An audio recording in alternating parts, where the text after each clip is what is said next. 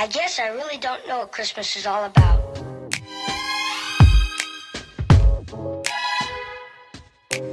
Before we get into the video, I want all of you guys right now to like this video because this is another juicy story time, and comment down below if you guys have any ideas for more story times. Like if you're like, oh, like do you have a story time about this kind of situation, this or this, and then that might give me an idea for me being like, oh yeah, like I do have a story time about this, like this happened. So be sure to give me ideas in the comments down below. Also subscribe if you are new.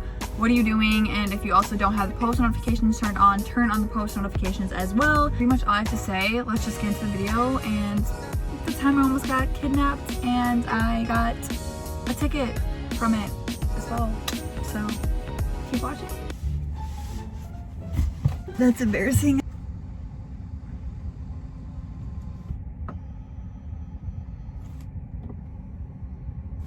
Okay, so I'm sitting in the car, right? You know, I'm just charging the car. And I was thinking, I want to film a story time because I have a lot of juicy story times that I have been wanting to tell. And, you know, sometimes I can't think of all of the story times on the dot. I'll come up with like a list of story times that I want to tell you guys, but then I'll forget something and then I literally will watch something and I'll be like, oh my God, like this happened to me too, you know? So, I don't even know where to start. Basically, I'm just gonna let you guys know the time I almost got kidnapped, but then I also got pulled over from it. This was literally right after I got my license. You know, I was 16, I had just started driving. I was a very careful driver, you know, I was very aware and all of this stuff, and I was never one to speed, ever. Anywho, it was my friend's birthday at the time, and I had woken up, and there was a dollar store like kind of by my house, like 3 minutes away, and I had to get like some wrapping paper, birthday bags, like whatever the case might be. It was literally so stupid, like I don't know, this sucked. And it was like earlier in the morning. It was probably like around like 9, 10 in the morning or whatever. So I pull in to the parking lot and I noticed that there was like a truck, a silver truck. Somebody was in the driver's seat and somebody was out of the car that was supposedly supposed to be sitting in the passenger seat. Does that make sense? Like, let's say I'm driving the car, or like I'm in the driver's seat, and I have a friend that's like standing outside of this door just like watching people. Literally right there was a red flag. I don't know why I didn't just like leave and come back another time and go to a different store. I don't know, but I was like, maybe I'm about to get kidnapped. I don't know. So I was like, whatever, like I'll be fine. Nothing's gonna happen to me. It's middle of the day in a parking lot, you know, like what really could go wrong, you know? So I go inside and I get some things, and I'm in the store, and I remember I'm kind of like looking out through the windows, seeing the two guys where my car was parked. I noticed that the guy that was outside of the car was looking at my car, kind of looking to see where I was. Then he looked in the store, and I was like, oh my God, like it's so sketchy. Like, why would one person be in the driver's seat while the other is just standing outside of the car? Like, who does that? Like, who and freaking just parks in the middle of a random parking lot and just sits out of the car? It wasn't even nice outside. It was like chilly. You don't just sit outside of a car and just freaking watch people. Like, that's weird. So I automatically just started to get the weirdest feeling, and I was like, you know what? Something's not settling with me. I text my friends in a group chat and I was like, hey, like, can somebody call me? Like I have this really weird feeling. I feel like I'm being followed in a way. I just like don't really feel safe. I don't know why I didn't call my mom, or I feel like in my head I knew something was wrong, but I wanted to tell myself that it wasn't. Like I wanted to tell myself, okay, you're in your head, you're overreacting, you're fine, nothing's gonna happen. Like there was like part of me that was like some shit could go down, and then another part of me that was like, you're freaking out for no reason, you're fine, literally just go back home. I should have listened to my intuition. I should have called my mom. I should have called the cops or had somebody walk me out to my car. So I noticed that they're still kind of looking around, you know, looking at my car, peeking in the store to see where I was. I took my time in the store kind of for a reason, hoping that they would leave. Because, you know, they were already there. They seemed very situated when I got there, and I'm like, oh, okay, like maybe that they're gonna like leave when I'm like shopping or whatever. Maybe they're gonna leave by the time I'm in there shopping. I don't know, maybe they're meeting up with somebody, like whatever. So I finally leave, and none of my friends had answered me, so I was like, okay, I'm just gonna have my mom's phone number like up, just in case something does happen. I can call my mom right away. So I got my things, I checked out, and I started walking to my car. And the guy that was already outside of the car starts like watching me, and he's watching my every move, and he's just staring at me. I'm like, oh hell no. So I have my keys, right? And girls, you know that thing where like when you're holding your keys, you like hold your keys like this in between your knuckles, so if someone tries something, you have like that thing to stab them with. I was doing that with literally like all the keys on my thing. Like I had them literally lined up in my hand like this, like ready to go. So I'm like walking to my car, like I had my keys ready, all that stuff. And I'm not kidding, the second that I get into my car, he gets into his car. So I'm like, okay, I lock the doors right away, check my back seat, make sure no one's like around me, like whatever. So I get in and I like zoom off, right? Like I get out of the parking lot. So the truck follows me literally right on my ass. And I'm like, oh my God, like what?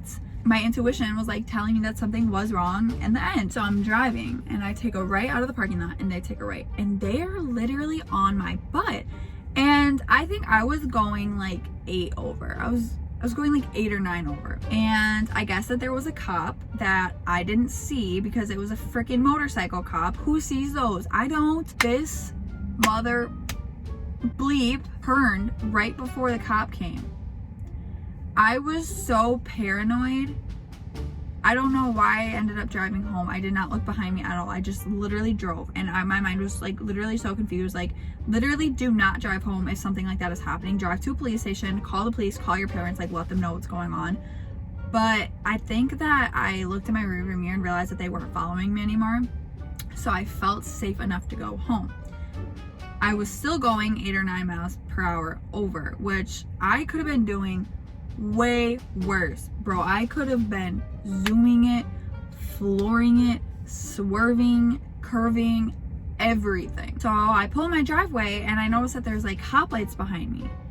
And at first I was like, oh, like I kind of felt like a sigh of relief, because I'm like, oh, maybe this cop saw like those guys watching me. So I'm like, okay, now I have a cop here to tell my story, what the people looked like, and the car description of like what had happened, the time frame. I had everything. I was like, okay, maybe they saw something sketchy and they want to make sure I'm safe, okay?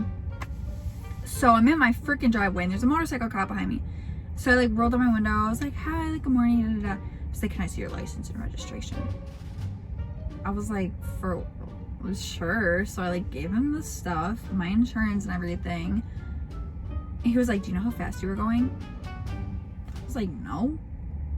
He was like, I followed you for a while to your house and you didn't know I was behind you. I was like, no.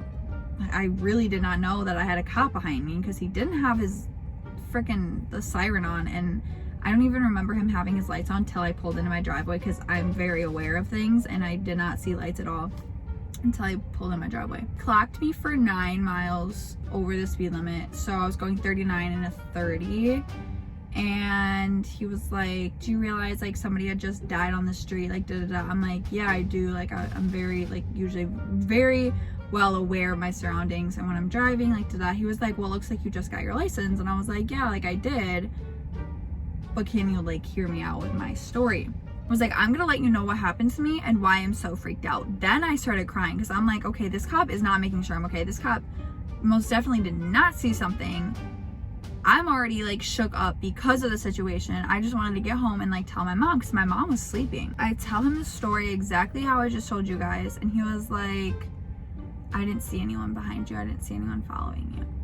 And I was like, that's because they turned away. They must have saw you. They must have saw something. They must have, I don't know, but they probably had saw you before I noticed you, I didn't even notice you behind me. So they must have saw you and turned on a different street, because I knew that I did not feel safe. Like, He's like, well, if you didn't feel so safe, why didn't you call police in the first place? I was like, because I don't want people to think I'm overreacting. I'm I don't know how to describe myself. I like to try to figure out things by myself and try to get out of situations by myself and alone, and I don't like to bother people.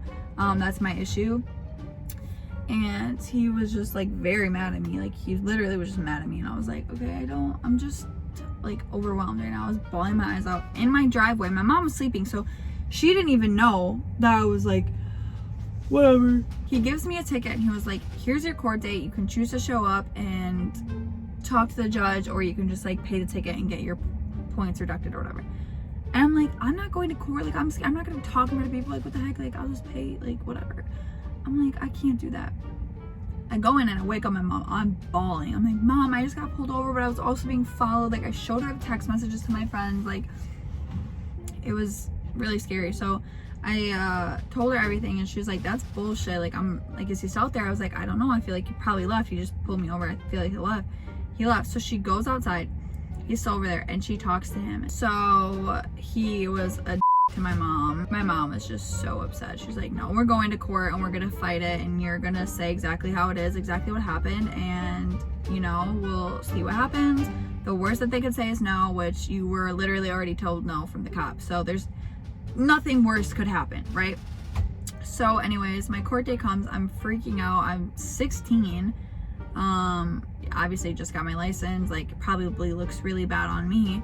And I get up there to the judge, and thank God, because I was under 18, I could go into a back room and talk because I was underage. I didn't have to talk in front of everyone. Bring in the back room, said the same exact thing.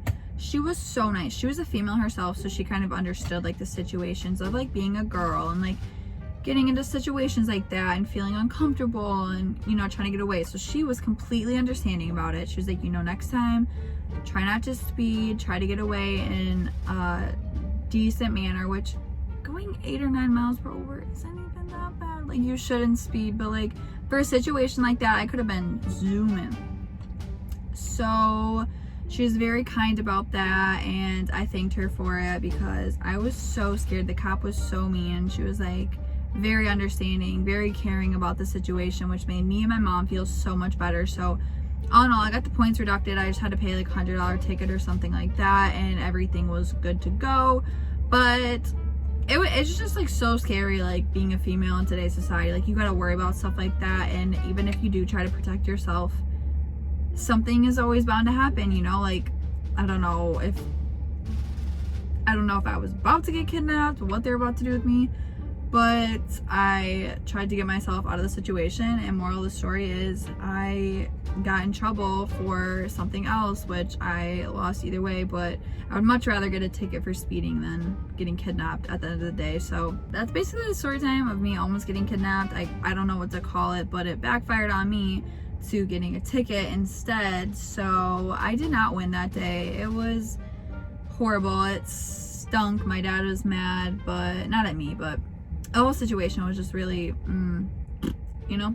But if you guys want more story times, I definitely have a lot more story times that I could tell you guys. Thank you guys so much for watching the story time. I hope you guys enjoyed the tea, the story, what happened, everything. I guess it made for a good story time. But like I said, if you guys have any more story times, video ideas, anything, comment down below. Like this video if you liked it. If you didn't like it, still like it anyways. Subscribe if you are new, turn on the post notifications, and Merry Christmas.